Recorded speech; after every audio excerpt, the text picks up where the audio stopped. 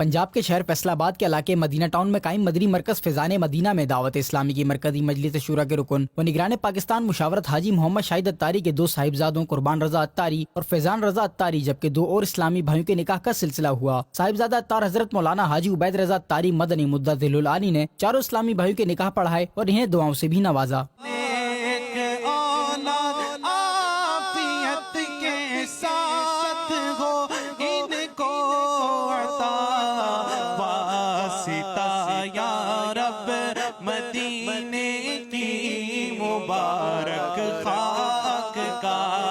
اس موقع پر نگران پاکستان مشاورت حاجی محمد شاہد اتاری نے حاضرین میں موجودہ شخصیات اور تاجر اسلامی بھائیوں کو نیکی کی دعوت دیتے ہوئے دینی کاموں میں حصہ لینے، دعوت اسلامی کے تحت چلنے والے مدرسۃ المدینہ و جامعۃ المدینہ کے اخراجات میں حصہ لینے کی ترغیب دلائی، جس پر کئی اسلامی بھائیوں نے اپنی اپنی نیتوں کا اظہار کیا۔ تقریباً 2.25 ارب کا خرچہ ہے مدرسۃ المدینہ کا، کچھ 4,500 مدارس ہیں اور کم و بیش اتنا ہی جامعۃ المدینہ کا ہے۔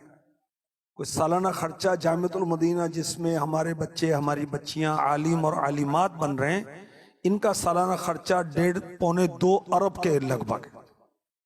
یہ 2 شعبوں کو بتا رہا ہوں۔ کیسا ہو سکتا ہے کہ ہماری یہ سعادت ہو کہ ہم بھی اس میں حصہ دار ہو جائیں؟